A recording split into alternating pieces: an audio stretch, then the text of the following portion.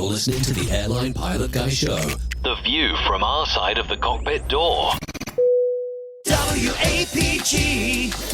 It's the Airline Pilot Guy. Airline Pilot Guy, episode 697. Yeah, he's up in the sky. It's the Airline Pilot Guy. Hello, you're listening to the Airline Pilot Guy Show, the view from our side of the cockpit door. With your host, Captain Jeff, broadcasting live from APG headquarters in Roswell, Georgia. Today's show is recorded the week of February 23rd, 2026. Yeah, he's up in the sky. It's the Airline Pilot Guy. Put your light and he's flying by. With the Airline Pilot Guy.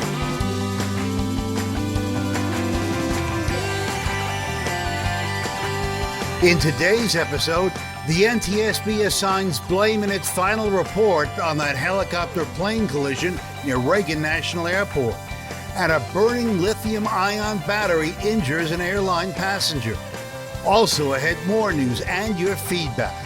So get all settled in. Tray tables and seat backs in the upright and locked positions. Electronic devices powered on. I'm Radio Roger, and Flight 697 is ready for pushback. Thank you, Radio Roger.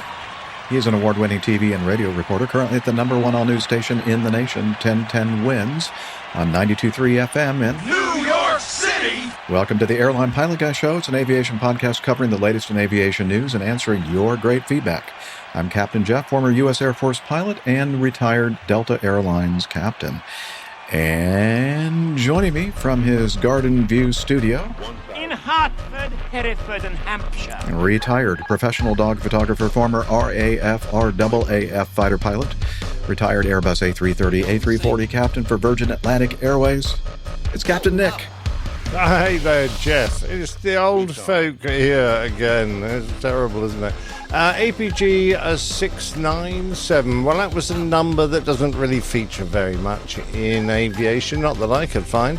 So I looked through my logbook for the 697th hour that I flew with the Royal Air Force. And I found it was a really boring sortie with Tony Bown in the back seat flying random intercepts. So I thought, well, I won't tell you about that. I'll tell you about a trip, the four trips after. I got launched off QRA, for 6 hours and 15 minutes and intercepted 4 Soviet, Russian, horrible, nasty bears out over the Icelandic, Faroes Iceland Gap. So 4 bear foxtrots I got that day. Ha ha, ha ha ha, ha ha.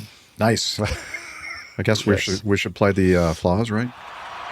Yay! Yes. Oh, good job. Wasn't very hard. Unfortunately, I wasn't allowed to shoot any down. There you go. That was otherwise mistake. You wouldn't be here with us today. They'd shot you down. Yeah. No, me shooting things down. Oh, I'm sorry, I misunderstood. I wasn't allowed to. Somebody was mentioning that my mustache looks quite particularly white. It's very white. Snowy today. Yes, it does. I don't know. I'm getting not sure a few highlights off it. Did you wash it? Oh yeah, I wash it like once a month. You bleached it, whether it needs it or not. This was the day. You ought to try smoking a few cigarettes. That would give it a nice tint.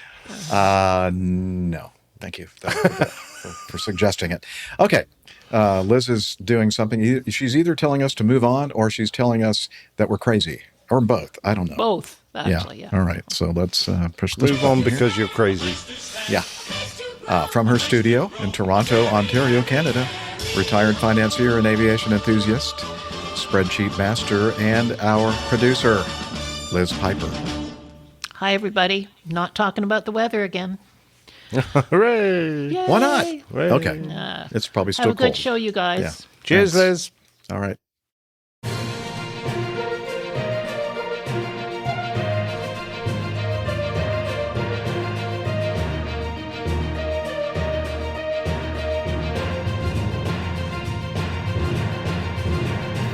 Stand by for news. All righty. The first item in our news segment today is a near mid-air collision near Teterboro in New Jersey. Let's see. And we got this from the New York Times, a clip source. Let's see. Averted midair collision shows importance of Air Safety Act. Backers say. I don't know who Backers is, but Backers says. Let's see. The legislation's advocates say a close call between two private planes near Teterboro on February 13, which is about 2 weeks ago or so, just underscored how collision prevention technology could save lives. And we have let's see, I'll read a little bit more here and then I'll play the video. A recent close call between two private planes flying near New York City has heightened concerns about collision avoidance technology, just as federal lawmakers voted down a major aviation safety bill. Well, why did they do that? I don't know. I think they're against safety? Yeah. Yeah, how weird is that? Okay. On the 13th of Feb, a Learjet corporate aircraft carrying 8 people was headed for Teterboro in New Jersey when its traffic alert system warned its crew to descend immediately to avoid an accident. The plane descended, narrowly avoiding a midair collision with a smaller plane. We saw the aircraft cross from left to right across the nose of our aircraft, said Derek Long, who was piloting the Learjet. In an interview with New York Times, that's really the closest you can come in an airplane without having an incident, he said, when reached by phone Monday evening. In recent days, So is he saying it wasn't an incident? Because they seem to be making a lot of it if it wasn't. Then why are we even talking about this if it's not even an incident? It was a near incident. All right. I don't know. Let's just move on to the next item. I've had a lot of those. I've had a near incident. I'd like to have an incident, but I've only had near incidents. Are we still talking about aviation? I'm not sure. I don't think so. Okay. Let's see. Why don't we do this, Liz? Why don't you plop that thing up there and play this video and see what we get? I don't even think I've listened to this yet, so we're going to listen together. This is from VAS Aviation, Real Aviation Communications. Important. Oh, okay. This is a supplementary video to the incident. So he re-edited it, I think, and re-uploaded 702, it. turn left heading 090. The 702, descend and maintain 3000. Whiskey Victor Uniform 91, descend and maintain 3000. November 4 single Victor, turn left heading 060. Falcon 4 single Victor, turn left heading 060. The Newark approach control, I guess, that we're listening to. Yeah. Falcon 914 single Victor, Newark. Mm-hmm. Listen up. Somebody's not responding. From the 21 Echo K-Back, Newark approach, Newark altimeter 3014. 014, level 2,500, 21 Echo, Quebec. And Country Road 91, traffic 11 o'clock and 2 miles southbound at 3,000 indicated aircraft safe on off. Looking for the traffic, Country Road 91. Country Road. 593, cleared to tower. Flight at 593 towers on 19.5. 15.5, flight at 593, good day. If everybody's checking in, if anybody is checking in, just stand by. I know you're there. You're tied up my frequency. In Falcon 914 single Victor, Newark. Uniform is to descend TCAS RA. And I think that was Country Road 91, Roger. Maintain 3,000 when able and advised. We're clear of the traffic now. That was not cool. We're climbing back 3,000. Country Road 91, I gave you the traffic call. I kept getting stepped on. I just made a broadcast on my frequency for anybody checking in to just stand by. That's true. In November 702, turn right. Right turn heading 270. Right, 270, 702. Again for Falcon 914 single Victor, Newark approach. Hello. And I've been calling you, sir. I've been trying to reach out to you. November 914 single Victor. If you can't hear me, just change to my frequency on 2377. We couldn't hear you before. That's what we were going to say. We could not hear you. What's that? Must be 2377? Yes, sir. 2377. 377. And Country Road 91, turn right heading 150. You're heading 150. Make sure you pull the tapes on that. We'll be giving you a call when we land. Pull the tapes. No problem, Country Road 91. I'll have a phone number here shortly. Okay. I don't think they use tapes anymore. I don't think so either. All right. He called out the traffic to the Learjet. I guess both airplanes were at 3,000 feet, which is not good. And I guess maybe the Learjet pilot's a little pissed because, or upset, because he didn't get any kind of an avoidance vector or something. I mean, I can kind of understand that. Although, what kind of service was he receiving? Right. I don't know. We're not air traffic controllers. Maybe an air traffic controller out there can school us on this, but I know that giving the traffic alert is the primary thing, right? And avoidance vectors, I'm not sure what the responsibility is there or the obligation or whatever, but in this case, I'm sure that the Learjet saw the other traffic. Well, I'm thinking that they saw the other traffic on at least their TCAS display or ADS, whatever kind of traffic display that they have. And I might have said, could you give me a vector, please? Give me a vector to avoid the traffic or whatever. But maybe they just assumed that the controller had things under control. I don't know. Yeah. Very busy frequency. So I think having a conversation with him would have been quite hard because he was trying to call that traffic. He tried 2 or 3 times, and every time he was stepped on by another station calling or checking in. So, I mean, he was pretty much on constant transmit, which is pretty common for that area when it's busy, having been in there many times. And Teterboro, if he's dealing with the Newark traffic and the Teterboro traffic, that's a lot of airplanes. So, that's pretty much, it sounded like he was at saturation. So I don't know what else he could have done. I mean, obviously, if 2 aircraft are going to come that close, he needs to forget about everybody else just for a moment and give some avoidance maneuvers. Either climb, descend, or is pretty good, but a turn might have helped. Yeah, not guys. But, this is the wonderful thing about TCAS.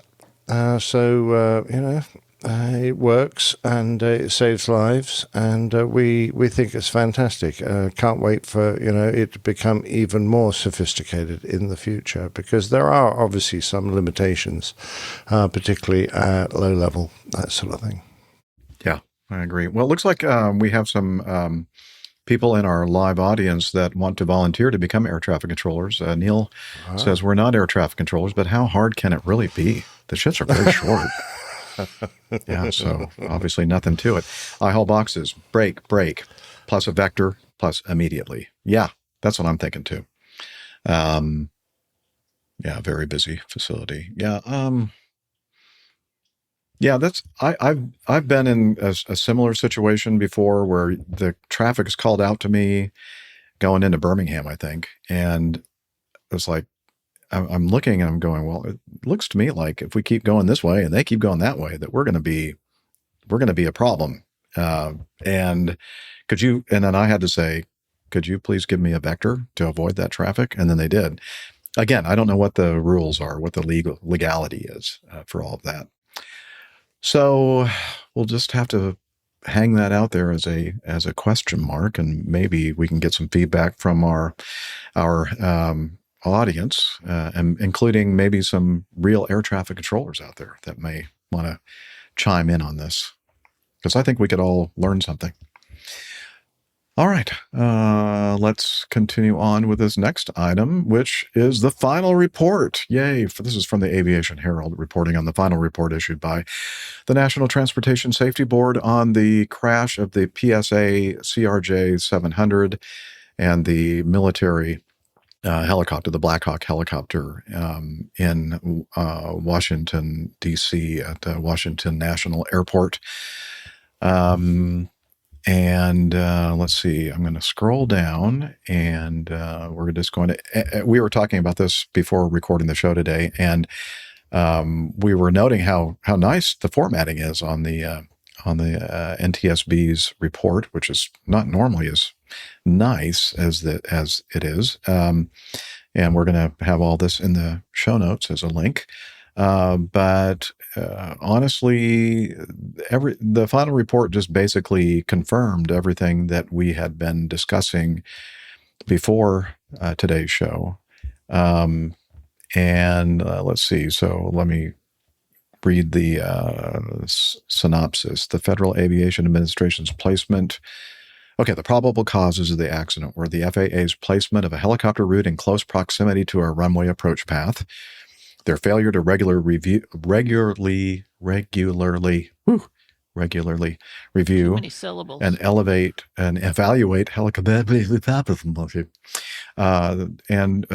helicopter routes and available data, and their failure to act on recommendations to mitigate the risk of a mid-air collision near Ronald Reagan Washington National Airport, DCA, as well as the air traffic system's over-reliance on visual separation in order to promote efficient traffic flow without consideration for the limitations of the see and avoid concept.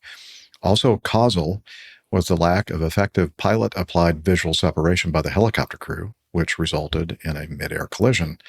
Additional causal factors, the tower team's loss of situational awareness and degraded performance due to the high workload of the combined helicopter and local control positions, and the absence of a risk assessment process to identify and mitigate real-time operational risk factors, which resulted in prioritization of duties. Wow, I'm not sure why. I haven't been drinking, really, I swear. Misprioritization of duties. Yeah. That might be the problem. Have a beer. Probably speak better. Yeah. I wish there was one here. Of duties, inadequate traffic advisories, and the lack of safety alerts to both flight crews. Also causal was the Army's failure to ensure pilots were aware of the effects of error tolerances on barometric altimeters in their helicopters, which resulted in the crew flying above the maximum published helicopter route altitude. And then they go on to list several contributing factors as well. So, yeah, and we played that little excerpt from the Q&A that the NTSB presented a few weeks ago with the chairman. Asked the question about Hamidi, Jennifer Hamidi, and how upset she and how emotional her response was, and how upset she was, and rightly so. And she kind of basically, said what we just said in their final report there. That just shouldn't have happened, and processes that should have been in place and were in place were just not analyzed and utilized most effectively, etc. So, all right, what do you think, Captain Nick? I need to stop talking because Blackhawk has a comment. Oh, UH Blackhawk says there were thousands of near misses on this route over the years. Yeah. Well, it happens so often that it become run of the mill, and that's the problem. If you don't do about it the first few times it happens, then it sort of becomes, that's, we're used to that. That happens all the time. Yeah. AJ's that's true. There, Jeff. Oh, yeah. Look, Alpha Juliet's there. You can join us anytime you'd like, sir. You can just chime in whenever you'd like. How about now? Hi there. Perfect. AJ. The NTSB, this is Chuck in our live audience, the NTSB was unable to find any record of a review of the helicopter route as was required annually. Yeah, that was just one of many things that were kind of botched in this whole thing. Yeah, from the controllers themselves were reporting problems and getting no reaction to those. So everyone was sort of putting it in the too difficult bin and sort of saying, well, we've had this route for years and we've never had a problem. It's the usual sort of excuse until someone dies. In this case, lots of people die. And then all of a sudden, we found a solution to this. It's happened in aviation so many times. I was going to say that they do mention, of course, that it would have been great if the helicopter had been broadcasting ADS-B out or had TCAS on board, that sort of thing. But let's just remember, although they could have done that if they had the equipment on this flight, because it was only a training flight. On most of their operational flights, they're going to be flying, it's a military airplane flying with VIPs on board. They're not going to want to broadcast their position. That would be a security breach that would leave them open to anything. So they would have to. It's another reason why you shouldn't really mix this traffic up. If you're going to be not letting everyone know where you are and you taking advantage of modern collision avoidance systems, you need to make sure your routes don't have any conflicts where this might occur. Well, I think that we have to make the point that there was a traffic alert issued like just seconds before the impact.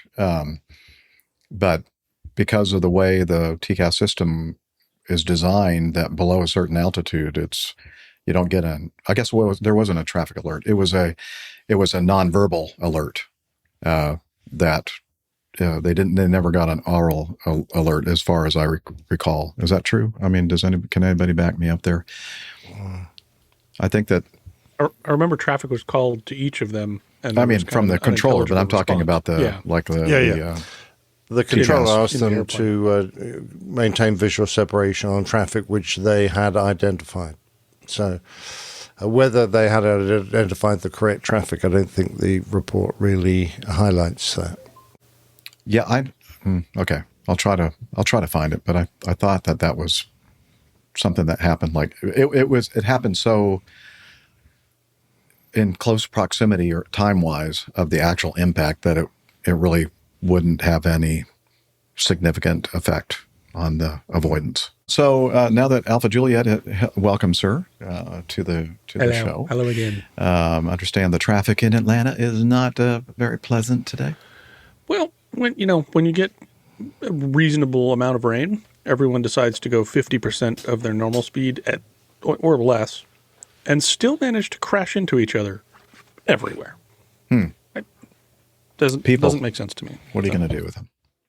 So we were talking about this near midair between what was the airplane that they were having trouble talking to? What type of airplane was that? A little airplane and a smaller airplane. Okay. Well, we had the Learjet. According to the screenshot, or the what do we call it, the opening thing for the YouTube video, it's an SR-22. Oh, there you go. That's an SR-20. Yeah, there you go. Look at that. So the SR-22, the Cirrus. Come on. Wow. The Cirrus SR-22 was at 3,000 feet and coming in at a kind of a 90-degree divergent course. A convergent course. Yeah, with a Learjet. If it were a divergent course, we wouldn't be talking about it.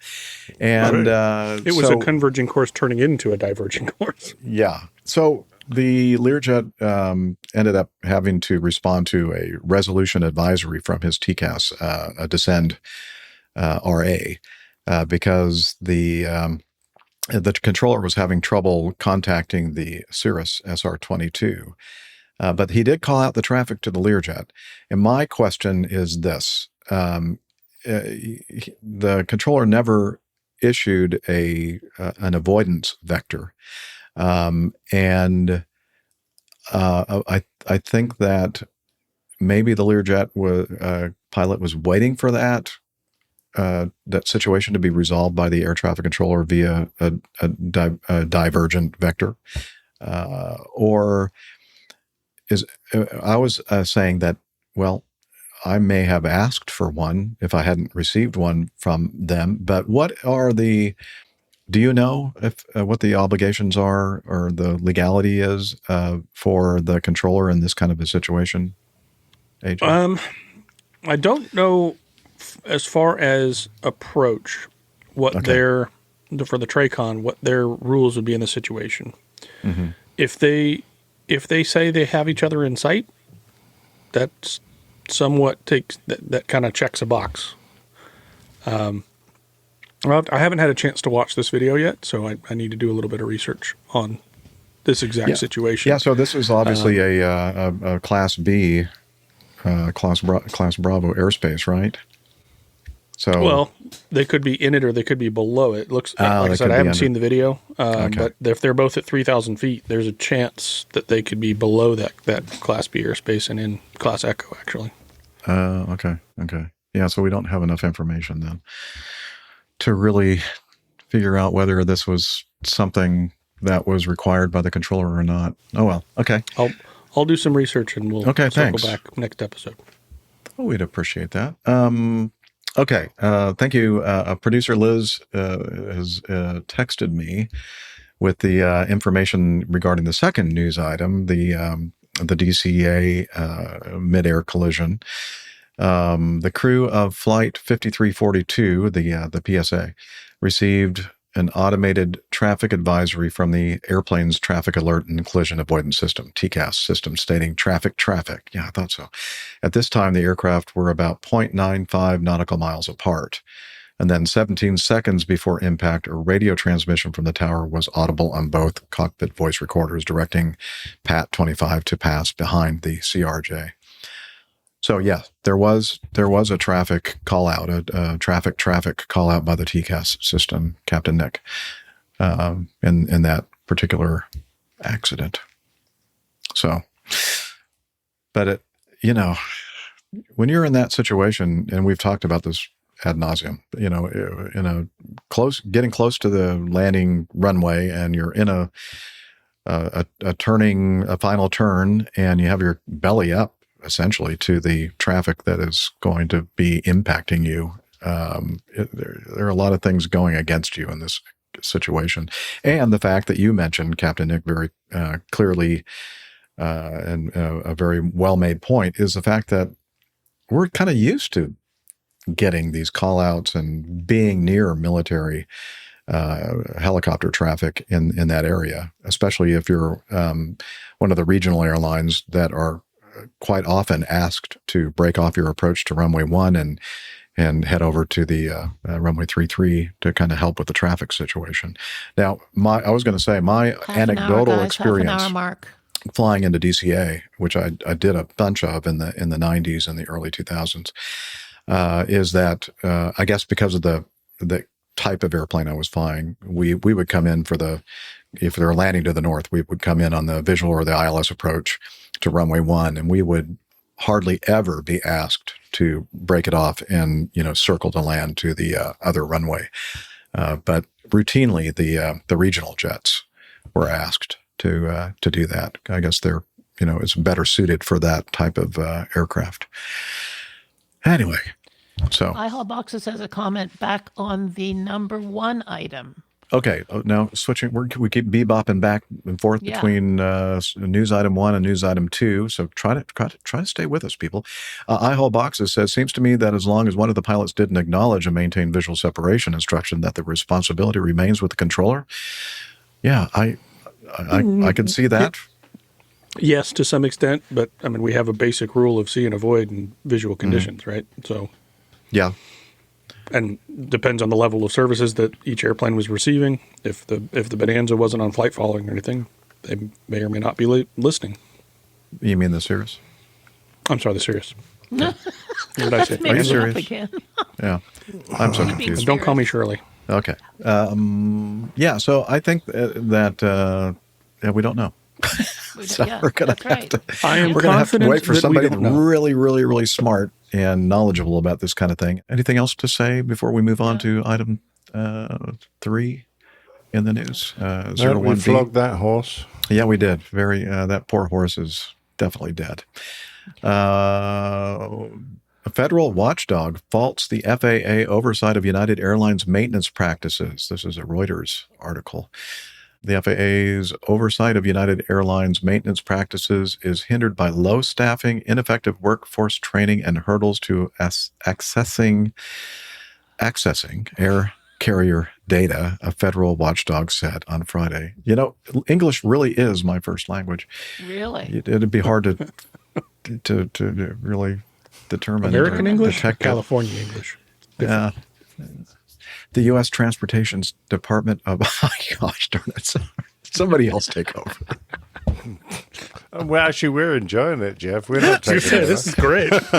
Okay, the U.S. Transportation Department office is that right? Isn't it Department of Transportation? Yeah. Well, it's the U.S. Inspector Transportation General. Department, Office of the Inspector General. There's a V missing there, I think. The U.S. Transportation Department Office of Inspector General. Oh, okay. The USTDOIG announced I the think audit. if you've got a title like that, it ought to be able to fit on your door. Yeah. Well, if you have think really, that's a really little tiny long, writing, that one. you can do it. Well, he's got double doors in his office. Double doors. Fair enough. Anyway, that person or that office announced an audit of the FAA's supervision of United in early 2024, and after the FAA boosted oversight of the airline following a series of safety incidents. Okay. The OIG, that's so much easier, said Friday the FAA's oversight is insufficient to oversee safety risks, and the agency has at times conducted inspections virtually rather than postponing them due to a lack of inspectors. So basically, this is the FAA getting slapped. I mean, the FAA should have been slapping United, but now the OIG is slapping the FAA for shoddy work. Chuck has a question, Jeff. Chuck has a question in our live audience. Did Jeff get some of those gummies donated after her recent trip? No, but, I wanted, because, when we do things on the show, we want to present the data as best we can and accurately as possible. And so this is the best? Because I had to figure out exactly what that cabin crew was experiencing in that van going between the airport and the hotel with the gummies, the THC gummies. And I it's my pledge to the audience to experience this and give you some accurate information. We appreciate your dedication, Jeff. Yeah, I know you do. Okay. Wish you'd share some of that dedication. Yeah, well, I still have some left over. Just kidding. I don't have any. I've never had one. You ate them all. I haven't had two. I've never had any. Okay. I don't want to talk about that one anymore. That's enough about that. Yeah, thank you. Now, this is really... Yeah. Can I just make the point that, danger minefield, yes, it is. They only had 4 inspectors for a fleet of 521 Boeing 737s. And that doesn't seem quite enough in my mind. Yeah. How many do you need? Well, I don't know. They had how many for their 757? Yeah, they had 3 for their 767 fleet, which is only 53 airplanes. So, but it's a bigger airplane. Well, it's not that much bigger. I'm trying to help, okay? Yeah. So I don't think they had their inspectors quite sorted. 2 airline pilots executed after escaping gun attack at a remote airstrip in Indonesia. A routine domestic flight in eastern Indonesia turned deadly on February 11th, 2026. So just a few weeks ago, when a Smart Air Cessna 208B Grand Caravan, registration Papa Kilo Sierra November Romeo, was attacked moments after landing at Korowai Batu Airstrip in South Papua's Boven de Goel Regency. I don't know. The aircraft had arrived from Tanah Merah at about 11:05 a.m. local time when armed gunmen opened fire near the runway, forcing passengers and crew to flee the aircraft in panic. According to Indonesian authorities, both pilots initially escaped into nearby forested terrain along with the passengers, as shots rang out around the airstrip. All 13 passengers, including an infant, managed to hide and later survived the attack unharmed. The 2 pilots, however, were separated from the group. And then these 2, Captain Egan Erwan and First Officer Baskaro, were pursued by the attackers, captured, and forcibly brought back to the airstrip where they were shot dead. Their bodies were later recovered near the runway. Indonesia's Papua Regional Police and the Damai Kartens Task Force, a joint military and police security operation, were deployed to secure the area and evacuate the survivors. Authorities say the perpetrators have not yet been arrested, though the attack is believed to be linked to armed separatist groups active in Papua. a region that has seen repeated violence targeting security forces and infrastructure. So, hey, when you're thinking about how bad things are in your country, at your airport, think about how bad they really could be. I mean, talking about dangerous. I mean, flying's dangerous in that region, but armed separatists seeking you out and executing you on the tarmac, that's horrible. Scary.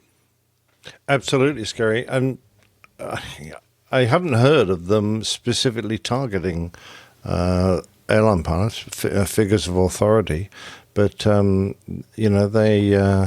no saying what these people will do, I would have thought that they would have been safe. I thought the passengers would have been the ones that would have been in more danger than the flight crew, but I don't know, you don't wonder what goes through these people's minds. No. Yeah, I don't get it. No. All right. This was sent in by our Wichita correspondent. Oh, yeah. Our Wichita correspondent, Nick Camacho, sent this to us. This is from KAKE.com. I wonder if they call it cake there, because I don't know. It's making me hungry just looking at that. An Alaska Airlines flight from Wichita headed to Seattle had to make an emergency landing on Sunday afternoon after a passenger's cell phone battery pack caused a small fire in the cabin. Leanna Stickler is one of 76 passengers aboard Flight 2117. She says a woman was using a lithium-ion battery-powered charger pack to charge her phone when it caught fire. It was right next to her, and it was just sitting in her lap, not being played with, not being touched, and it exploded, said Stickler. And I'll have to note that this lady is a stickler for the details. She says the flame was about a foot tall and burned the woman's arms and legs before she tossed it into the aisle. Somebody threw a towel on it, and I hit it with my shoe, she said. Video captured shows the flight attendants rushing in to the shoe. Rushing into the shoe. And towel-covered... The shoe and towel-covered burn spot. Okay. Jeff stops too soon. He doesn't read on. I have to keep going. Don't stop, Jeff. Don't give up. So I'm going to reread that. Video captured by Melissa Harris Herrero shows flight attendants rushing into the shoe and towel-covered burn spot to stop a still soldering. Should it be smoldering fire? Smoldering. Yeah, that's a misspelling. Maybe they were soldering on the battery. Maybe there was a soldering fire. I don't know. Why would they be doing that? It seems like a terrible idea. It seems inappropriate to me. Especially on an airplane. I know. Like, hey, quit soldering. What are you doing? You're going to catch everybody on fire. That's going to be a new regulation now. No soldering on the plane. Oh, God. See, soldering irons are the prohibited items. Yeah, it's interesting. Why on earth would she bash it with her shoe? I mean, don't we all know that... That's what you do with damage. That the thing... A damaged lithium-ion battery, because you bash it with a shoe, is likely to burn even fiercer. Well, I don't think she's had training on extinguishing battery charger fires. Sorry, yeah? Nick, if it makes you feel any better, the high likelihood is that it was one of two kinds of shoes anyway. It was either a very furry slipper, or it was one of those plastic flip-flops from the dollar store. So right, okay. It was certain going to make the problem better. Yeah, of course. It makes you feel better anyway. It may you may not be helping, but it makes you feel like you're doing something. I got involved. Yeah, exactly. Yeah, all right. Indeed.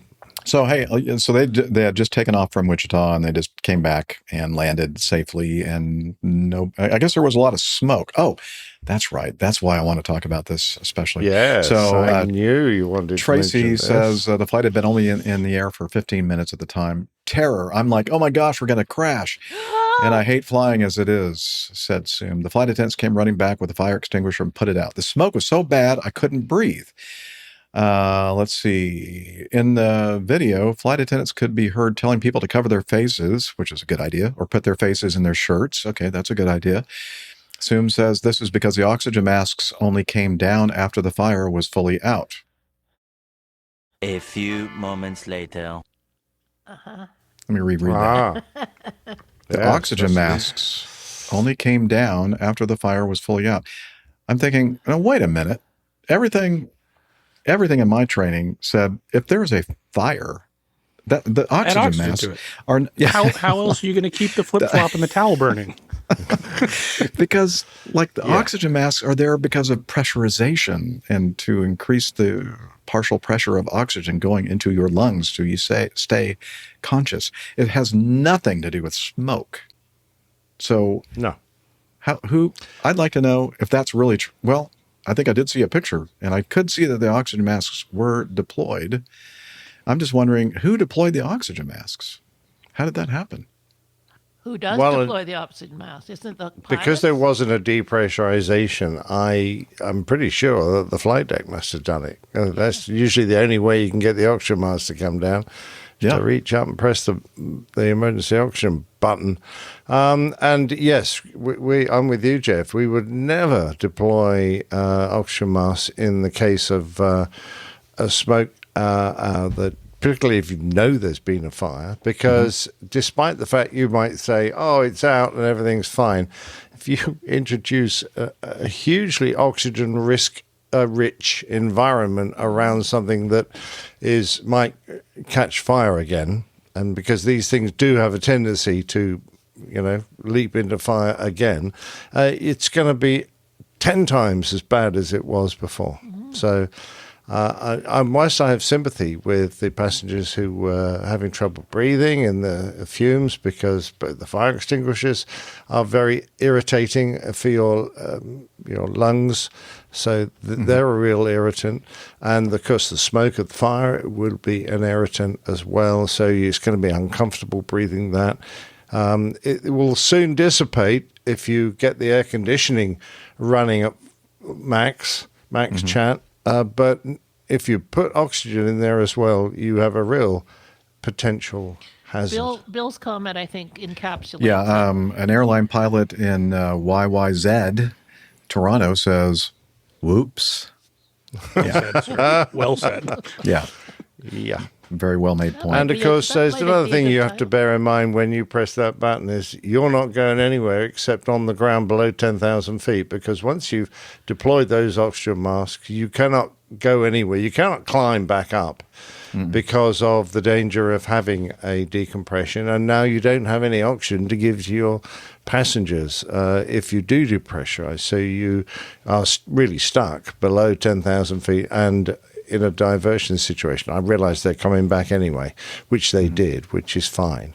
But still, I would not have pressed that button.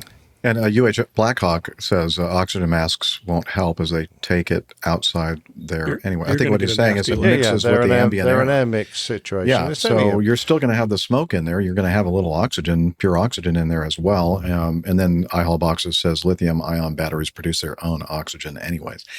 Yeah, so the only thing I can think of, I tried to find out more details about this incident, and I couldn't find anything. I thought that maybe we'd see this on Aviation Herald, but I couldn't find it.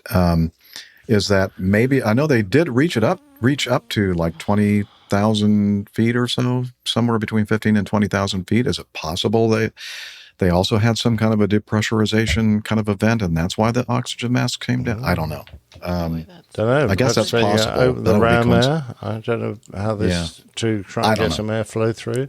I mean, we would do that once we got below 10. We would open the ram air and get some decent airflow going through the cabin to try and clear the smoke as quickly as possible. We might even open a window at the front end because that's the last ditch. Clear the air of smoke and fumes is to open a window in the cockpit and get that blasting through. But that's pretty dire because it's pretty difficult flying an airplane with the window open. It's not like you can stick your head out and see where you're going. Yeah. Now, Dave Ellison in our live audience says, I thought the oxygen only flowed after the mask was pulled down. And I think you're right about that. Is there really much extra O2 in the entire cabin? Well, probably not a heck of a lot. There's certainly not less. Yeah, it's just not something that you do. It's if they purposely ejected or whatever the proper deployed the masks from the cockpit. That to me that just is really kind of counterintuitive. Yeah. If you view it in the opposite context, they deployed the fire extinguishers when the cabin depressurized. Right. Wrong tool for the job. Yeah, that wouldn't have made any sense either. Anyway, so thought that was interesting. Hopefully we can find out more exactly, what happened there. But I thought Stickler's final comment was very useful for those who are flying. You always hear about airplane mode and be careful with batteries, yada, yada. That's exactly right. Be careful with your batteries, yada, yada. Mm-hmm. The yada, yada is the most important part. Poignant. Yada, yada. Poignant. The next one, again, is about the real risk of flying. Yeah, talking about risky flying, especially if you're flying on a 737 MAX 8 in Colombia. Yeah. That's probably why it was shot. Yeah, it's got to be why, Liz. An American Airlines Boeing 737 MAX 8 has been pulled from service following the discovery of bullet holes on the aircraft's wing assembly. The damage was identified during a routine post-flight inspection at Miami International Airport on February 23, 2026, after the jet completed a regional circuit between Florida and Colombia. The aircraft involved registered as November 342 Bravo Hotel for bullet holes. Just kidding. It's a Sierra X-ray. I made that up. Had operated Flight 923 from Miami to Medellin's Jose Maria Cordova International Airport. Yeah. It's not easy for me to say. On February 22nd, it remained on the ground in Colombia overnight before performing the return leg 924, which touched down in Miami at approximately 10:24 a.m. the following morning. It was only after the passengers had deplaned in Miami that maintenance crews noticed puncture marks on the right aileron, a critical flight control surface responsible for the aircraft's roll and lateral balance. While the origin of the gunfire remains under investigation, the incident has raised immediate security concerns regarding the ground environment in Medellin or potential low-altitude activity during the flight's arrival or departure phases. Despite the structural damage, the flight cruised at flight level 360 during the 3-hour journey over the Caribbean, and the aircraft landed safely.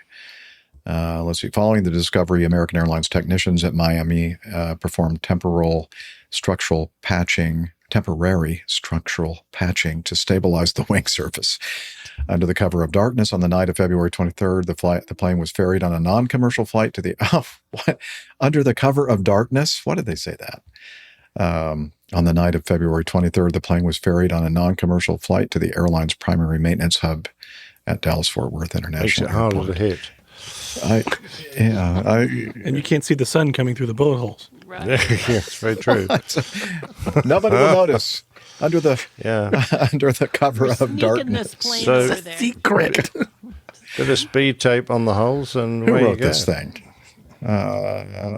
Airlive.net. That's just an interesting way to put that, I think. Okay, looks like. Jeff, yes, we've ma'am. got a little more time to go, but the next one you wanted to do F and K together because they're the two LATAM items. Yes, right? true. F Yeah. and K. Okay. F and K, Jeff. F and K. Okay, well, watch your language, Liz. Right. Watch the swearing. She says to do F and K. So let's do this one here next from Aviation Herald. There's a video too. So let me get the video queued up. I think I already do. Okay. LATAM Brazil Boeing 777-300 registration Papa Tango Mike Uniform Hotel performing flight 8146 from Sao Paulo, Guarulhos, Brazil to Lisbon, Portugal was accelerating for takeoff on runway 9 left when the crew attempted rotation. And the nose gear slightly lifted off the runway, and then the takeoff was rejected about 174 knots over the ground. That's pretty fast. The aircraft slowed safely, vacated the runway at the very end, and stopped on a parallel taxiway. Emergency services responded. The passengers disembarked via stairs onto the taxiway. And they said that that happened on the 15th, and on the 20th, Brazil's CENIPA reported during the takeoff run the aircraft showed an above-limit temperature in the right-hand engine, a GE90, and the crew rejected takeoff. Okay, so again, what that means to me is that this happened, the rejected takeoff happened after the rotate. I'm wondering what V1 is in a 777. If you 174 knots is ripping. Well, so yep, I think that Captain Nick and I would agree that I don't think I've ever seen a V rotate speed before V1. Have you? Because it was always V1 rotate. Yes, correct. I've never had a V1 after rotate. I've had V1s before rotate. Yeah, that's where they never normally after, appear. because you're trying to get airborne and you don't try and reject at that point ever. The other question is, how long is this runway? If they're able to get to it must be 174 very, knots and stop safely, I don't know. That's a big runway. A very long runway. I don't know the answer to that. I'm sure somebody somebody in our live audience staff might be able to tell us. But while they're looking that up, let's watch a video, shall we? And see what this looked like. This is the ladder stage of the, thank you for the sound effects, the ladder stages of the takeoff roll. And I'm going to go ahead and hit this button here. And here we go. It's the camera's going to shift to the right a little bit. Okay, now watch it's going to rotate. Right there, and then back down. And then 8121, cruze, pista na zero esquerda, do outro lado, salão 269. Exactly. That's what I would have said. I agree. Confirme, portão 8121. Yeah. So 846, portão decolagem na 10 esquerda. Okay. So they stopped. 8146, libere na Quebec, chame o salão 269. Okay. Quebec 269, pô. 8121, cruze Why na is zero this not esquerda, do outro lado. stopping? Here we go. Maybe I had to hit the other key. Dave Ellison in our live audience says Google says 777 V1 is 130 to 160. But I guess my point is not necessarily what the V1 speed was, is the fact that where it was in relation to the rotation. The rotate speed. call. Yeah. Yeah. Anyway. So we're pretty sure they're rejected above V1. Yeah. Which is very naughty because, and if it's an overtemp, we had a series of overtemps, particularly at high hot airports in my aircraft when I was flying, and the company got very worried because there were some pilots who were a little bit inexperienced, and they were worried that someone on one of these high hot airports was going to try and stop above V1 for an overtemperature. Now, an overtemperature is not usually a major problem. You just sit on it and let the engine burn a bit hot, unless it's going absolutely mad and the engine is likely to disintegrate. An overtemperature is just, it's a margin above its maximum operating temperature. It doesn't mean the engine's going to necessarily fail or anything's even going to be wrong with it at the end of it. It might shorten the engine's life a little bit, but that's years ahead. So that's the next captain's problem. Exactly. So the advice was sit on your hands, complete the takeoff, and when you're safely airborne at the normal height at which you'd start actioning emergencies, which was for us was 400 feet, you just retard the overtemping throttle until the temperature drops back within the correct range. Boom, job done. Then you can climb away, and then afterwards you can have a think about what caused the overtemp. Is it still likely to overtemp? Can you return the engine? Chat to the engineers, get a data dump on what happened to the engine, discuss whether it's okay to continue home with it, or would you like us to leave it idle, or what do you want us to do with it? But you don't reject your takeoff above V1 for that. If it's just a simple overtemp, I'm assuming that this information here is correct. They might have had something more serious, but it's captain has emergency authority, yada yada yada.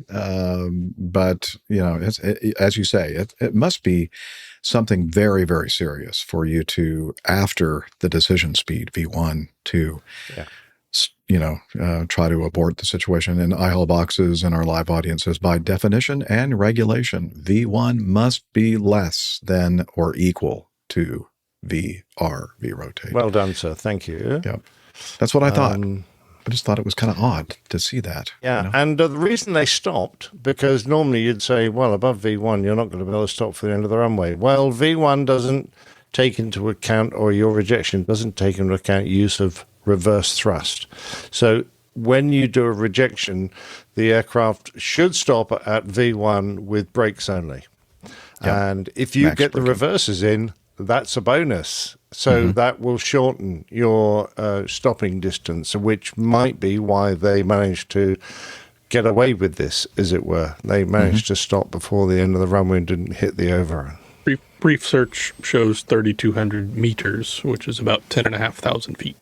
Not a short runway. So, no, it's not, but not crazy super long either. But particularly if you're a heavy 777, and I don't know how high that airport is.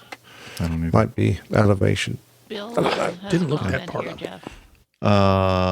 Bill in YYZ says, I like how they say stopped safely. No, it stopped. Well, I could see either one, I guess. Yeah.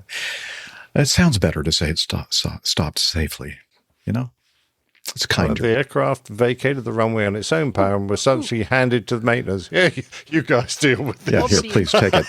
Yeah. Nick, look at this comment. You could talk about the bitter end. Throwing the anchor out, there's a bonus. Oh, That's a bonus we were just talking about throwing the anchor out. Yeah, because we were asking ourselves, before the show. We do this before the show, where the term the bitter end came from. And we discovered it's all about throwing your anchor out. Because the last bit of rope is from your anchor is called the bitter end because it is tied to the bit which was a bollard at the ship side where the last bit of rope was for the anchor was tied to, and so hence the bitter end. There you go. There you go. That's why people listen to the Airline Pilot Guy show for little bits of information like that. And AJ, would you please say your patented phrase that you say at the end of each show? You're welcome. Okay. And with that, we're going to move on to the sister ship of the one we just talked about. Another 777-300, LATAM Brazil. Papa Tango Mike Uniform Golf. So the previous one was Mike Uniform Hotel. This was Mike Uniform Golf, performing flight 8073 from Milan to Sao Paulo with 398 people on board. Wow, that's a lot of people. Departed, Malpen says, runway 35 left, but struck its tail onto the runway surface during rotation. The aircraft climbed out to safety, stopped the climb at 5,000 feet, entered a hold, later at 6,000 feet while dumping fuel. The aircraft finally returned to Milan for a safe landing on runway 35, right about 75 minutes after departure. And if I'm doing my math correctly, that's 1 hour and 15 minutes. And so we have some video, and it's actually some security camera video, I think, and it's on somebody's screen that they are videotaping, so that's why it looks kind of funky. Video of the video. It's the FLAR plane. Yeah, it's the plane in the distance. It's the plane in the distance, yeah, not the one in the foreground, but the one on the runway coming at us. So here we go. We're going to hit this button up here. You can tell that's the one scraping its tail a long way down that runway. Like a dog on the carpet. Yeah, I was just going to say, Liz, it looks like a dog rubbing its backside on the carpet. Yep. That's not gone well. No. That's a long tail scrape. Well, it was only not just a bump. It was only 720 meters, which is 2,362 feet. That's not far at all. That's not bad.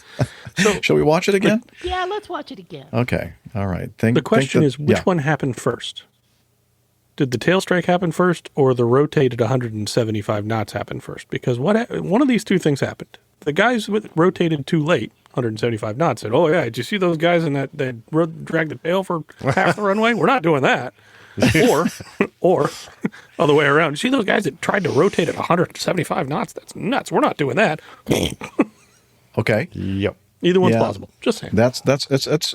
Anything's possible, right? But let's go ahead and see it one more time, Liz. Thank you. Yeah. Oh, come on, Jeff. All right. Clean. Ouch, ouch, ouch, ouch, ouch. Ouch, ouch, ouch. Wow. Yeah, that is... Yeah, that's pretty bad. That's pretty bad. So I love let's the figure registration, PT Mug. So, and then, of course, the other one was PT Mug. Let's see, the flight consisted of an instructor captain sitting in the right seat. Oh, there you go. Oh, there we go. Now we know. And the pilot flying for the leg, the captain in training as pilot monitoring in the left seat, relief captain sitting on the jump seat. Oh my gosh, there were 3 captains in this cockpit. Wow. Well, there's your problem. No. That's your problem. Okay, we don't even have to talk about it anymore. The flight data recorder data shows the following parameters entered in the takeoff ref page. Flaps 5, thrust 56, V1 145, VR 149, V2 156. The METAR at Malpensa in the window of interest at 1120Z reported variable winds at 1 knot. Few clouds at 4,000, 30 degrees on the ambient temperature, 19 on the dew point. So nice weather. Okay, the aircraft took off at an indicated speed of 180. Okay, wait, where is the part where they say what happened here? They entered the wrong data or something, didn't they? I think you've already gone past that. Help me out. Help me out, man. The FDR data showed the following parameters entered in the takeoff ref page on the FMS. Okay. Flaps 5, 36, V1 145, VR 149, V2 156. Yeah. You've said that. Yes. Okay, sorry. Yeah. But at the bottom, they did the performance calculation carried out with the onboard performance tool by the operator after the event, considering the takeoff weight to be 328,425 kilograms and all the rest of the things. V1 was actually 173 knots, VR 181 knots, and V2 186 knots. Just a skosh higher. So, there was quite a disparity in the what speeds that they entered and what speeds were more appropriate for that weight. Only like 30%. You know, you ever heard of gross error checks? Because I'm going, if you've been flying this airplane for a while, and all these 3 pilots sound like they're pretty experienced, except perhaps the one under training. But, those numbers aren't even close. So I'm going, come on, guys. Does anyone scratch their head and go, these numbers look a bit low? Are we sure about that? I guess they didn't. Well, it says something in here about the following factors contributing to the event. Mm-hmm. Deviation from standard procedures by the 2 pilots with regard to requirement to perform individually the takeoff performance calculation. So they should have each done it on their own and then compared their numbers. The lack of understanding from the flying crew of the meaning and implications of the V speeds unavailable message. So there was an attempt for that's key technology to warn you that V speeds unavailable. You should go, wait a minute, why? We've done something wrong here. Why are the V speeds unavailable? Oh, in the absence of the onboard of the aircraft automatic onboard weighing and balancing system and takeoff performance monitoring system, for which there is no regulatory requirement. Okay. So if they'd had that, would have checked their numbers for them, it sounds like.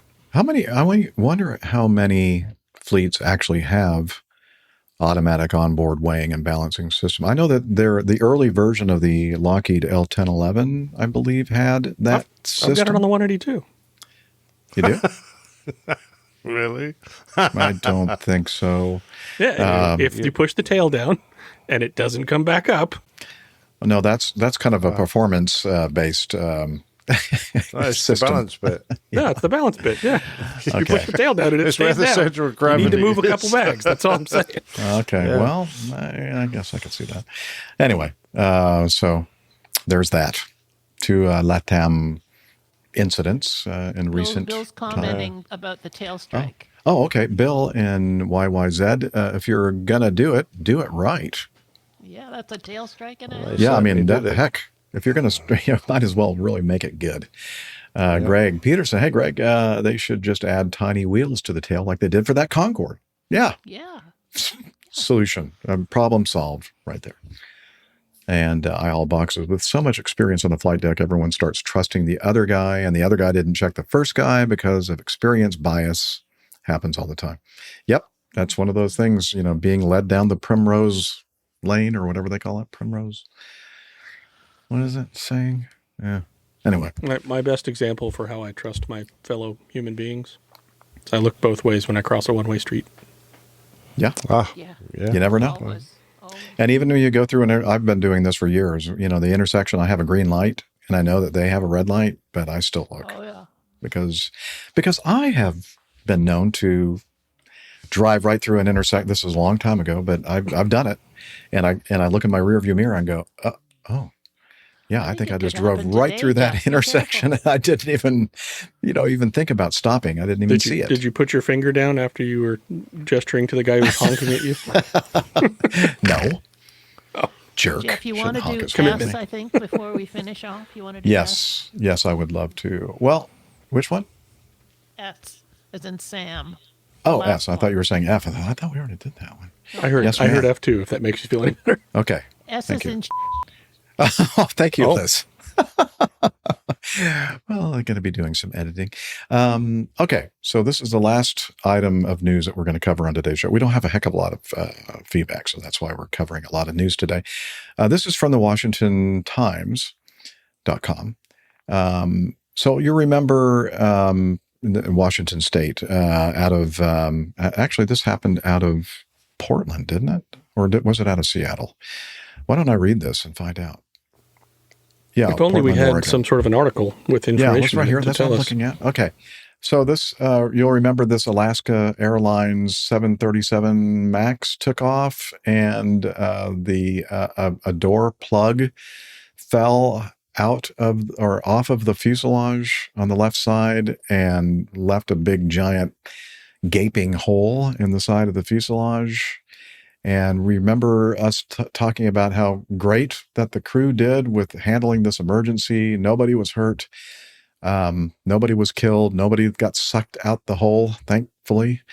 And, well, the Alaska Airlines pilot, who has been universally praised as a hero for safely landing a jet after a door plug panel flew off shortly after takeoff, is suing Boeing because he believes the plane maker wrongly tried to blame him and the rest of his crew.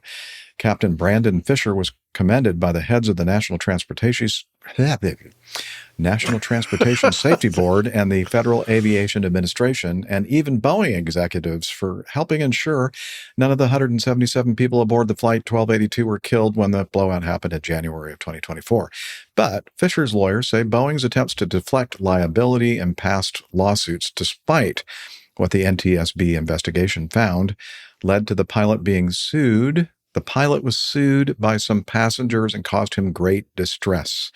Still, experts say it's unusual for a pilot to sue like this. So, I mean, he's just going, well, heck, if people are going to sue me, I'm going to sue somebody, darn it. So, yeah, go ahead. I was agreeing with you. That's okay. I'm sorry. I thought you were going to say something. Boeing's lie infuriated Captain Fisher as well, as he was being castigated for his actions as opposed to being lauded for his actions. Fisher's lawyers, William Walsh and Richard Mumolo, wrote in the lawsuit filed in an Oregon court because he had flown Boeing aircraft for the entirety of his employment with Alaska Airlines. Boeing's attempts to blame him felt like a deep personal betrayal by a company that claimed to hold its pilots in the highest regard. 4 flight attendants previously sued Boeing over the incident last summer. Okay. Yeah. Wow.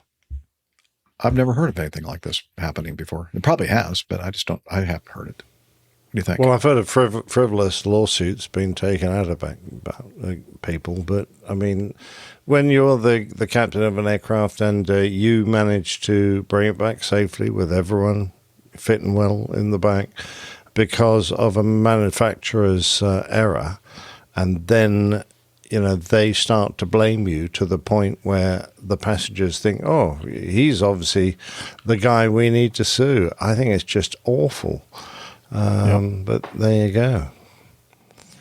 We talk about this quite a bit. What is it? It's just safety culture.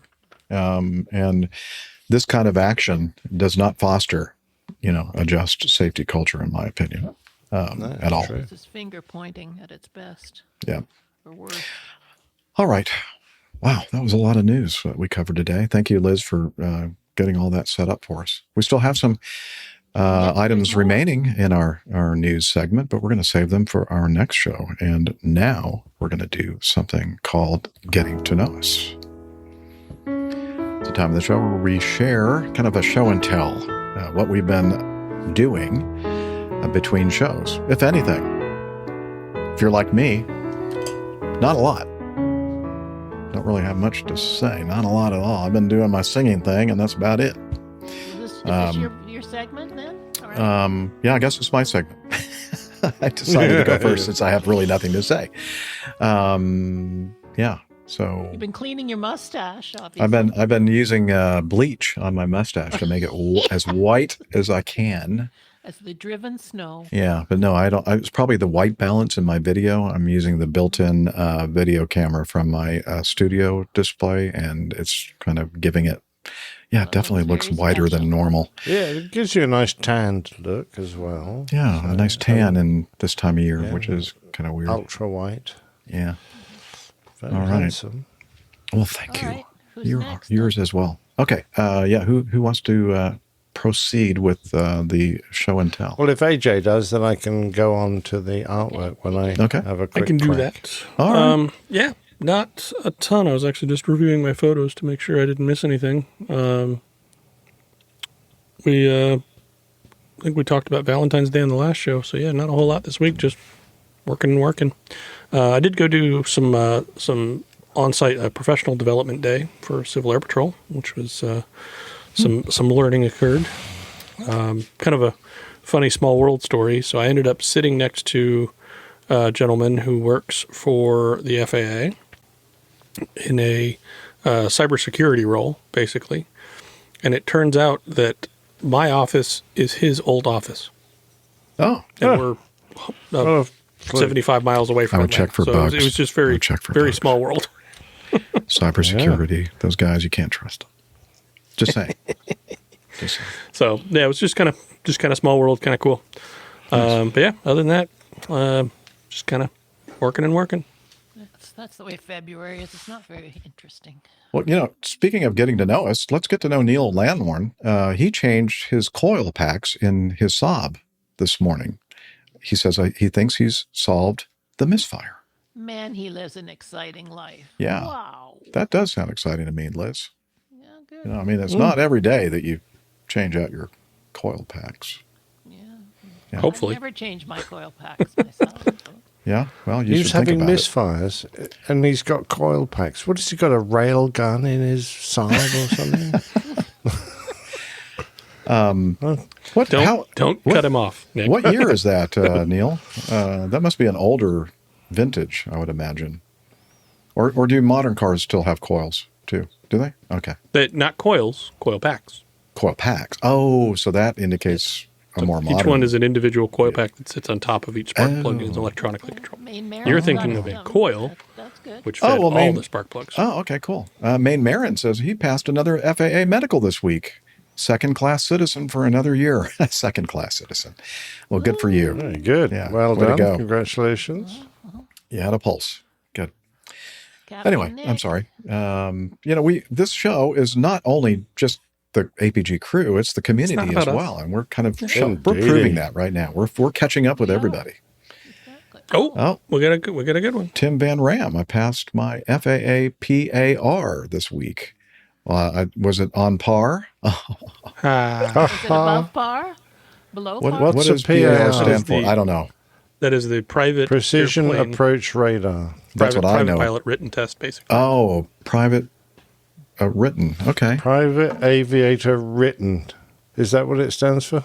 Yes, Yeah, we spell spelled written with with an an R. R. in the U.S. Well, I assumed it was the American spelling of written. They writ good. Touche. Yeah, good job, Right. Tim. Awesome. Yeah, nice one, Tim. And okay, blame the Swedes. 2006. See, I thought it was an older one. 92 convertible.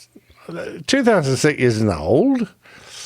1996 is old. 20 years ago. Okay. It's nearly a classic. Yeah. Yeah. No kidding. All right, enough of that. Had the roof down. Yeah, I had the roof down on mine, Neil. Yeah, how's that car running there, Captain Nick? Yeah. Yeah, that was. Well, Maybe you need your coil packs changed. I need to you should check the coil packs. I Neil was said- driving home last night, and all hell broke loose in my motor.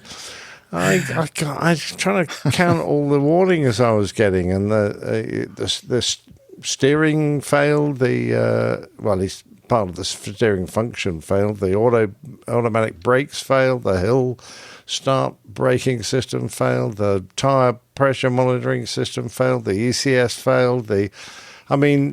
All these fancy Audi automatic systems all failed. And the car was driving, but I had red triangles with exclamation marks in. I had engine monitoring amber lights coming on. What the heck is going on? Exactly. I thought, who the hell makes a car where one little dinky 36-pound item can completely wreck my car? Anyway, I got it home and got the AA man out. That's the Alcoholics Anonymous. So he stopped me from drinking. They pick up their customers. Yeah, he stopped me from drinking the entire bottle of whiskey. A lot of failures could be bad battery. Yeah, I checked the battery. No, it turned out to be a wheel speed sensor.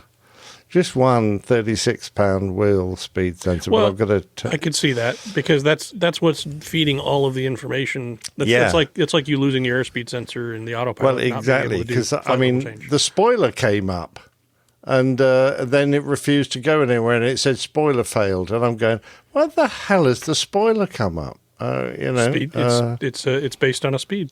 It is based on. You're quite right. Anything based on a speed. Oh, Chuck's got a nasty comment. But Chuck Kelleher says, if a retired airline captain is overwhelmed by the number of warning lights in a car, that's a lot of lights. And that reminds me of the time that I almost commanded a bailout in the T-37 back in my pilot training instructor days. And it was one cannon plug. I think it was like a 96-pin plug that got something in it, and it shorted. And I had both engines giving me an overheat warning at the same time. Ooh. A cockpit, what do you call it? What do you call that thing that goes over your head? The canopy. Canopy unlocked, warning light on. It's called a hat.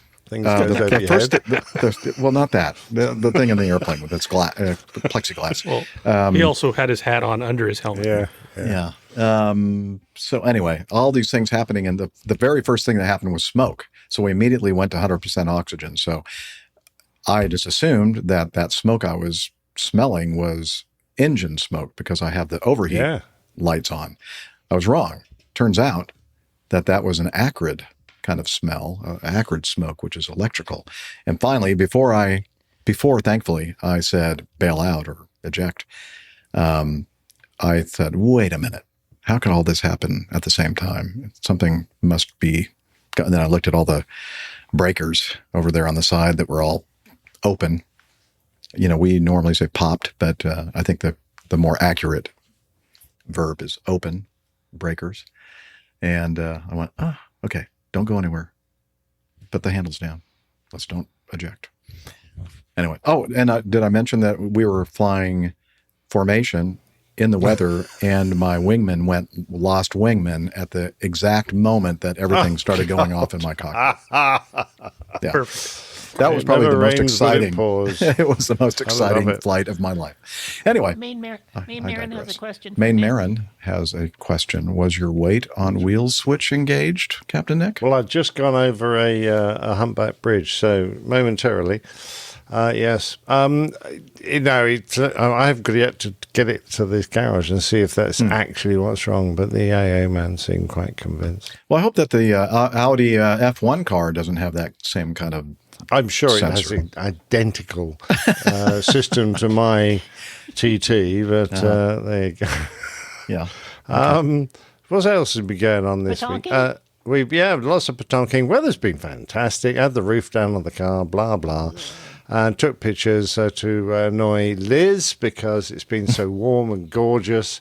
We've had as much positive degrees centigrade as she's had negative. So she's had a bad time. I've had a good time. How about the guy that plays petanque with you that wears the really tight shorts? Was he out there doing this thing again? Luckily he wasn't. Does he wear less when it's warm? Speedos. You got Speedos when it's warm. Speedos. Nice. God forbid. Yeah, he's a worry, that one. I was in hospital this morning getting my eyes poked. So I my glaucoma did you put your hand up? Yeah, exactly. And I was counting the flashing dots in the little machine. It's all very strange. And I'm going to a funeral tomorrow as well, Jeff. Would you like me to say hello to anyone at my funeral? Say hello to going to your funeral? I'm not going to my funeral. I'm going to a funeral. I hope I'm not going to I'm singing at a funeral. I hope it's not mine. Oh, okay, fair enough. Well, I'm going to. The thing about being involved with lawn bowls is that a lot of the people you know die because lawn bowls is a very dangerous sport. It probably accounts for more deaths than any other sport in the world. Lawn bowls. Anyway, one of the is this correlation instead of causation? No, it's the stress. One of the dear people who I used to play with has passed away in the age of about 95 or 6. Oh, yeah, wow, pretty that's impressive. A nice long life. Pretty impressive. And she was still playing. So that's good. What else is going on? Not a lot. That's about it, really. I can't see much. Cover art. Yeah, cover art. Last week. Let's have a think about this. Where's my little cover art note? I've got to get rid of the calendar first of all. First thing I've got to do is find the cursor, which is so small. Right. Curse the cursor. Suggestions were Taxiway V1 Winter Olympics, What a Feeling, Dancing on the Ceiling, 737 Hangar Dance, Troublesome Taxiway Tomfoolery. That was a lovely bit of alliteration, but no, because we had Martin with us, who worked for Flight, and we had been talking about aircraft that tried to get airborne on a taxiway, and how clever it was that nowadays you can get a sort of moving map display of the airfield, and you can see your aircraft going down the taxiways. You know, it's one of those systems that visually helps you to identify exactly where you are on the airfield and possibly avoid lining up on the taxiway instead of the runway. So hence we have an airplane roaring down the taxiway beside the runway. And the show title is Forethought, because, forewarned is forearmed, so you can use your forethought or something like that. Anyway, I like it. Can you go back to the big picture again there? Wow, that is a very congested airport and runway. Not a lot of space. Space on either side of the runway. And the other thing I was wondering about is the runway or the markings on the aprons. That red. Someone didn't do they got some pretty cheap contractors to fill in the THC gummies, I think, were again. I mean, some of the yellow lines look like they might have missed their mark just a bit. A little bit. Indeed. This is AI for sure. Right? I mean, I don't know how you're supposed to park in that red squiggly area. A lot going on there. A lot going on. Okay, there is. It's an interesting AI description. Anyway, if you can look on the right-hand side, if you're looking for the show number, actually it does look like the number of the beast, doesn't it? Ooh. But it's not. It's 696 was on that roof of that building. That was on one side of the airport. On the other side of the airport, we had there you go. The penguin, our jackass, is sprouting out of the R of 4. And finally, the logo is in amongst those white lines down there at the bottom. How is it the AI can that one? Like mess up all the other lines, but when it comes to our logo, it's just beautiful. Oh, I think I don't know. A human may have It's amazing, isn't it? Yeah. Considering that's actually about 21 layers of different items to get you're kidding me. Pitching done. Wow. Yeah, that aeroplane didn't exist in the original. And there's actually go back to the big one, would you mind? To give it the impression that it's moving, the blur. Yeah, I see the blurred. That means there's actually 2 airplanes there. So I'm saying that J number on that guy is pretty high. Yeah, he was. He was 145 knots, I think. Or was it 126? Something like that. I don't know. Pretty impressive. Doesn't matter. Probably beat yours. Yeah. Right, so that was the artwork for last week. And nice. Good luck to you if you've got any of those items. Very nice. All right. Tim has an interesting question here about the covering on airplanes. What does he say? Yeah. We're not going to put that up on the screen. Oh, yeah, we're not going to do that. I'm sorry. I just read it myself. Thank you, Tim. The covering on airplanes. Wow. Okay. And I'll tell you later, Nick. If you want to, contribute to the show, we have this thing called the Coffee Bar Club, the Coffee Fund, and I guess we don't really need to do the whole segment. Yeah. Okay. There's the slide. airlinepilotguy.com/coffee is the way to find out how you can join all these fine folks who contribute to our show. You don't have to rush because we've only got 2 feedback items to cover. So. Oh, okay. Well, no need to rush, she says. Okay. I'll take my time. I think what I'll do is just start counting those beans in the slide. 1, 2, 3, 4. No, that's too fast. Slow down. Too fast. Okay. Yeah. Anyway, so if you have the financial resources to consider it, please head over to airlinepilotguy.com. A couple different ways. One is the Coffee Fund Classic method, basically a PayPal donation page, and then the other way is to become a patron of the show via patreon.com. So take a look. And if you decide to become a member, you'll be glad you did, and we will too. So.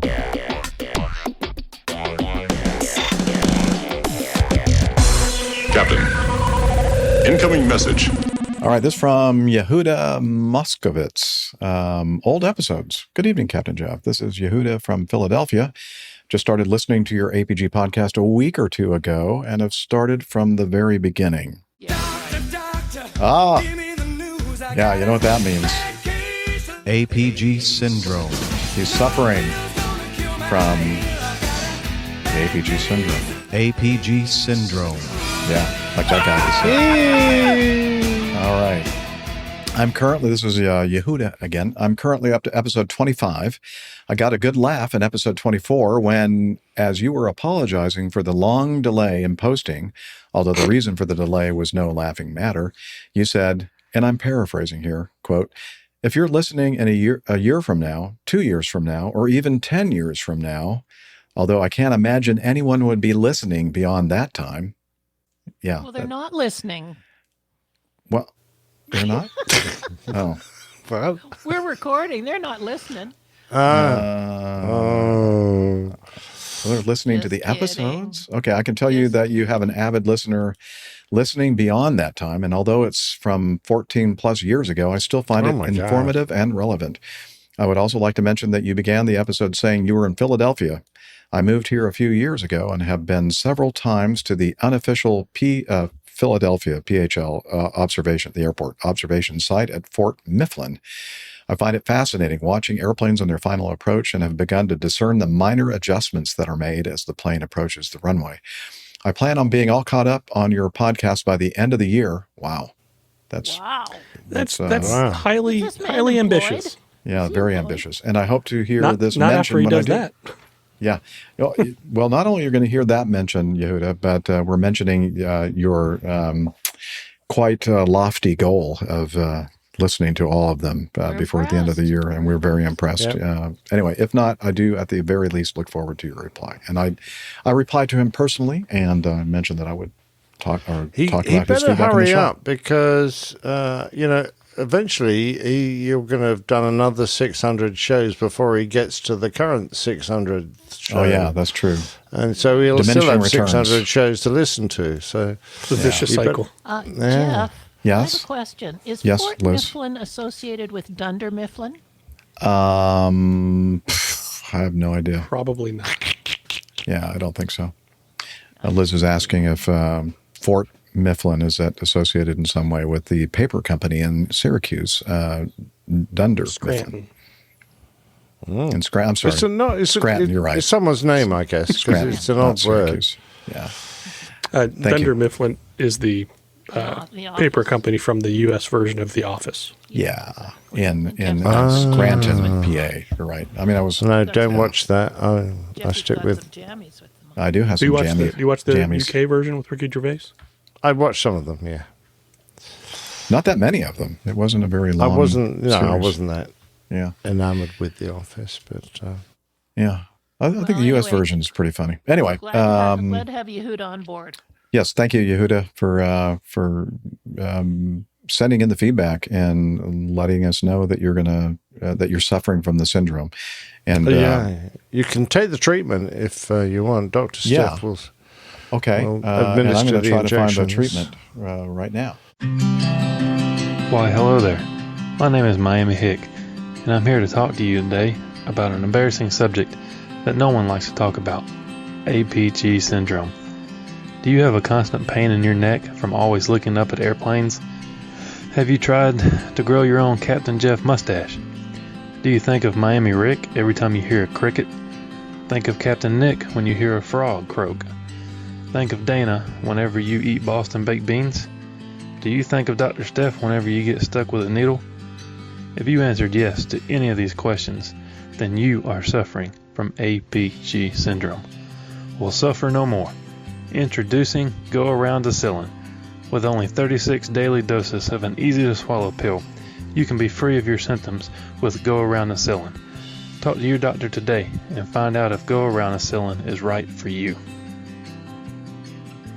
Like all medicine, Go Around Acillin has side effects which include headache, nausea, vomiting, stomach bleeding, bleeding from the ears, nose, and eyes, uncontrolled diarrhea, stomach cramps, yellowing of the teeth, hair, and toenails, warts, hair loss, dry mouth, constipation, and stomach cramps.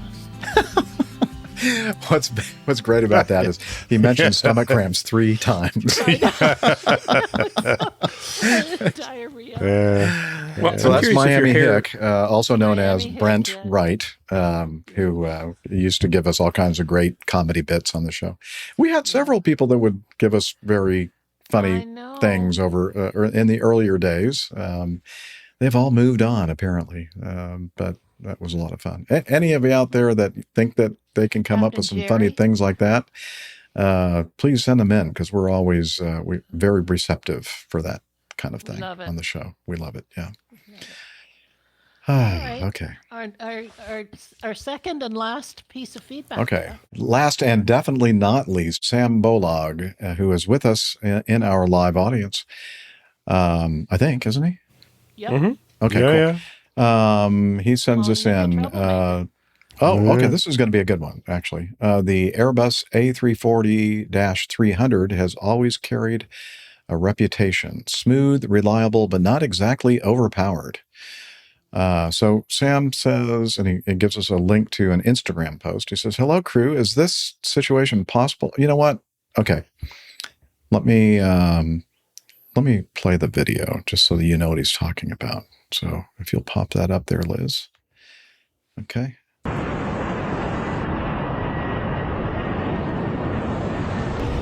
I think they call that the pogo departure.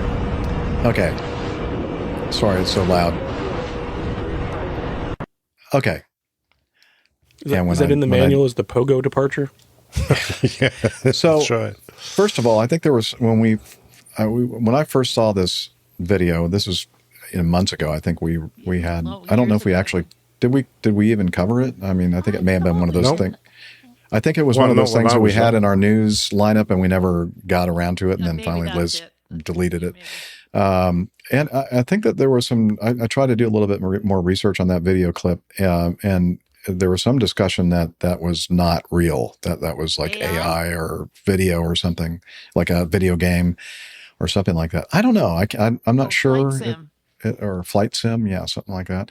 But basically, if you're listening to the audio only and you don't feel like clicking on the link to see the Instagram post with the video in it, it's a A340-300 that's taking off, and it rotates and gets airborne, and then shortly after it's airborne, noses over as if to like make sure it continues to accelerate and not stall, and then in doing so, it kind of gets back down, heading back down toward the runway, settling down. And I don't know if it actually touches the main wheels. It looked like the left bogey actually flexed. Left bogey actually touches, and then they finally start going up again. And so that's the reference video that we're talking about in Sam's. It seemed pretty abrupt to put the nose down like that. Yeah, well, so let me set up a little bit more, and then we're going to hear from the expert. So Sam said the site. Nick. What? I'm sorry. What did he do? He left. Hiding. Nick has left the building. Well, then we'll just make up something, and we'll say that Captain Nick told us to say this. So Sam says, how is this situation possible? The website says it's because the A340 is very underpowered. I have a hard time believing that. I cannot tell from the view, but are the flaps in the correct position? And yes, according to that video that we just watched, they looked like they're in a takeoff flap position to me. And he said, I'm guessing Captain Nick can set me straight. Again, that's Sam Bullock. Okay, so the site mentions the Airbus A340-300 has always carried a reputation, smooth, reliable, but not exactly overpowered. And yes, Captain Nick has told us that many times. In fact, what is it that you like to say, Captain Nick, that is powered by 4 hair dryers? No, I say it's smooth, reliable, but not exactly overpowered. Is that what you say? That was a quote from you? Yeah, that's exactly what I'll say. Yeah. Okay. You've been quoted. So, anyway, so it goes on to talk about, the power of the engines and that kind of thing of the 340-300, which Nick flew a few times, but mostly the 600, which you flew, which had much more powerful engines. But I don't think in this situation, and I'll shut up after I say this, this situation, I don't think has anything to do with whether it's underpowered or overpowered or anything else. I think this has more to do, if this is real, I think this has more to do with the fact that, again, we have a situation where people probably miscalculated speeds for takeoff and rotation, and maybe rotated the aircraft before it was really at the proper speed to do that. And then they tried to nose it over to gain a little bit more speed, and then let's try this again. But I could be completely wrong, but I stand to be corrected. That's the end of our show. It's time to wrap Jeff, it up. You stand to be corrected. I am standing. I'm standing. See? That's why I sit down all the time. You can't correct me. You have to sit to be correct. The 340-300, we went through 2 types of engines on that. We started off with the C2 variant, CFM56-C2, and they were the least powered, least powerful. And then we actually moved on to, we re-engined the aircraft with CFM56C4s, and they were much, much better. Not as good, of course, as the 600 variant, which had Trent 500s, which were, brilliant. We could outclimb the wing with that. That was brilliant. When you look at the flaps, by the way, they look about right. Funny old thing, when you're sitting in the flight deck, you've no idea what the flaps look like from the outside because you never see them. So there were 2 flap settings used for takeoff. Flap 2 was normal. Flap 1 plus F was the setting if in certain performance situations. We didn't do that so much. I would say in this situation, it looks like he rotated about the right angle. That looks good. We rotate about 3 degrees a second, and we lift the nose up to, I think it was 12 degrees, and then you climb away then at V2 plus 10. So the V2 speed is your engine out, one engine out safety speed, and if you rotated about right and all the performance was correctly calculated, the speed would settle at V2 plus 10, and that's the speed you initially climbed out at. Of course, if you rotate too fast, you can end up a little bit below that ideal climb away speed. It was possible, of course, to rotate so slowly that you got too fast, in which case, you would actually have to reduce speed to get to and climb a bit steeper. If he had the wrong speed in, or he, just brought the nose up a little too high, he's got the tail quite close to the ground, but he did. That got very close. It is possible that he settled at a speed that was perhaps a little below V2, that single one engine out safety speed, in which case he might want to flatten his climb for a little bit to recover that speed. Because if you lose an engine and you're below V2, you're not in a good situation. You've got to be at V2 to climb out on if you've lost an engine. It looks like he over-controlled. So I would say he might have gone, oh, we're a bit slow, I'll check forward. And, he might have checked just because it's not a usual maneuver to check forward at that stage. I think he over-controlled and then got himself in a little bit of a PIO. Okay. So he dropped the nose too much. He instead of just flattening his climb, he actually descended back down towards the runway, realized what he was doing, pitched back up again, and there's a bit of a wobble while he panicked. And, you can thrash that stick around very easily. The airplane takes a long time to respond at the sort of speeds they are, but you can see the elevator the tailplane and the elevators at the back of the tailplane flapping around. Mm-hmm. So you can see he's trying to control the airplane, and he's in direct law now, so there's no automatics there to help him out. He's actually got to fly the airplane. He's not doing a brilliant job of it. But as you can see from the subsequent climb away, which is very positive, he's doing all right, but the interesting factor is they haven't started raising the gear.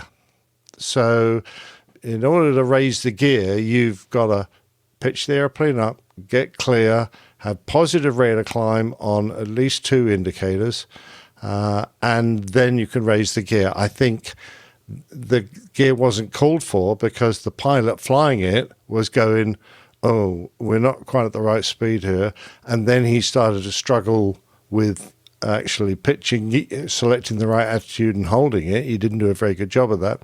So he forgot completely about calling for the gear, which is a good job, because if he called for the gear and then pitched down, he came so close to that would have been touching the ground, the runway again. He might have actually landed. If the gear had been traveling, he could have whacked the gear in transit and damaged it, or he could have even hit the back of the fuselage on the ground. So that's my feeling. Captain Nick, do you think that this was a real video? Yeah, it looks pretty real. Okay, the more I watch it, the more real it looks to me. So the background is kind of what gives me the clues, because it looks like there's other actual things happening, not like flight sim standard things happening. Okay.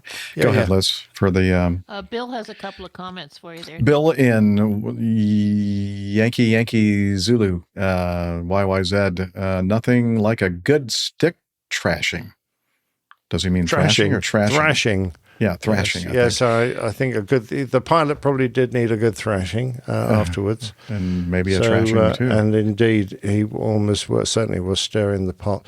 The problem is at those speeds, the flight controls don't feel very responsive because you're barely at flying speed.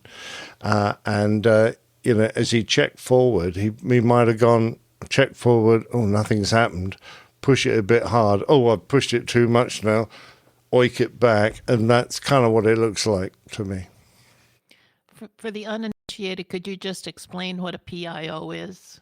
PIO, Liz asked, pilot-induced oscillations. So if you make a control movement and you can get out of phase with the input and the reaction of the aircraft. So if the aircraft reacts a little slowly, you can put an input in, you don't realize, or the input doesn't seem to have an effect, so you double the input. And now all of a sudden, all that input comes at one go. So you go, oh, that's too much, you pull back. So now you might, depending upon the effectiveness of the controls, get yourself in a PIO. It's because of the lag between you selecting an attitude and the aircraft actually responding. And you can anticipate by trying to change that too quickly, and you end up out of phase. So while you're pulling back, the nose can be going down, so you pull back more. Then all of a sudden, that all that input happens and the nose starts coming up quite steeply. So you check forward, nothing much happens. So you check forward a bit harder, and then the nose suddenly reacts and starts coming down. And in that way, you build up an oscillation that becomes more and more severe until you pull the wings off. No, I'm joking. You don't really pull the wings off, but that's what a PIO is. And the best thing you can do at that point is to select a mean attitude and almost let go of the stick and let the airplane oscillations settle themselves out. And then you grab hold of it and carry on flying. But PIOs usually only happen when the aircraft is not being particularly responsive. Very good. And Maine Marin says, Jimmy Buffett said it best, changes in attitude, or changes in attitude. No, changes in attitude. Changes in attitude. Changes in But attitude. the next line after that is important, because that only works if you're going north-south. You can't do that east-west, because it's also changes in changes latitude. in longitude. Yeah, see? Yeah.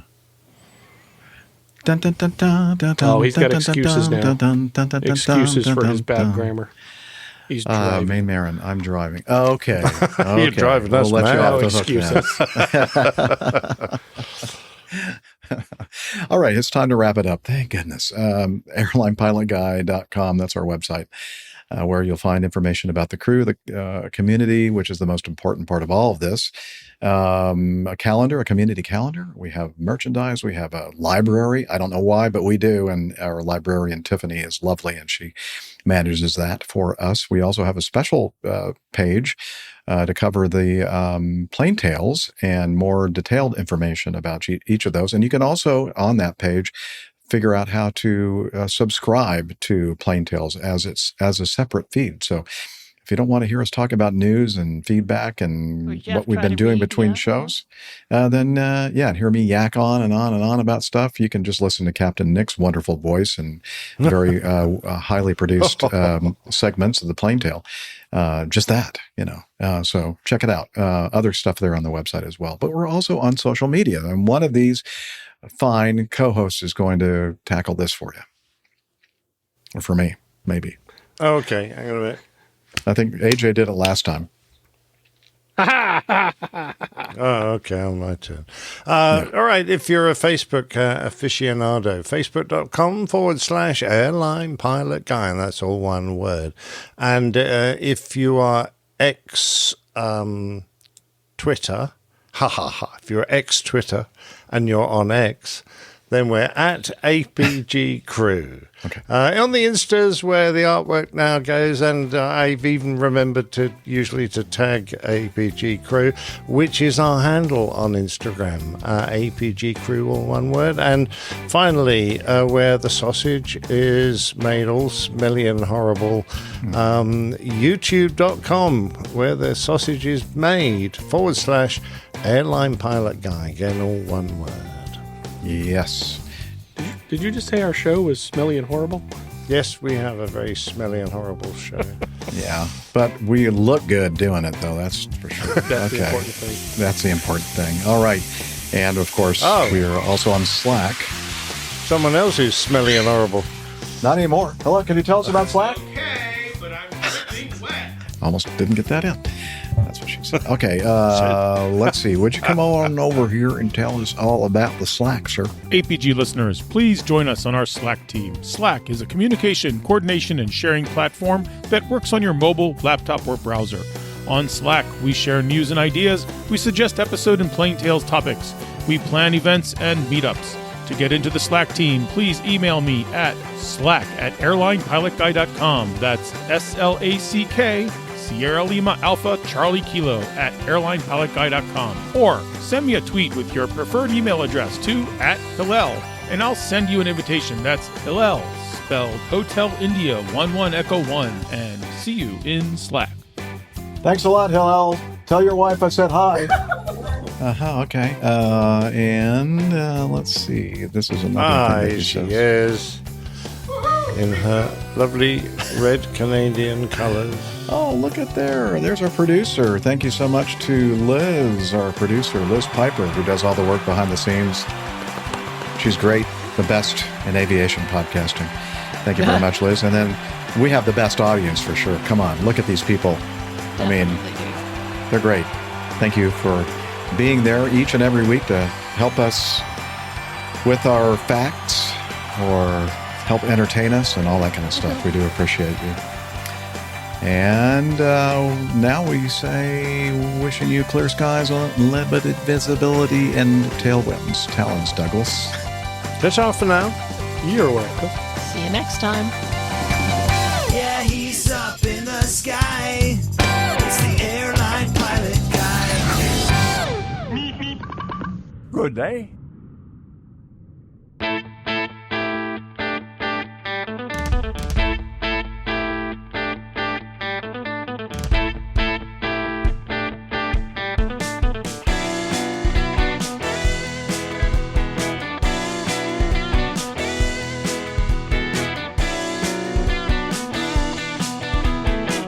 I used to be such a good pilot till I started APG. I opened doors for little old ladies. I helped them to their seats. Airline pilot guy, I fly America. Oh, airline pilot guy, he can land in heavy fog. I got no friends 'cause I'm always flying. I just don't have the time. But I can land this old plane. I can land it just fine.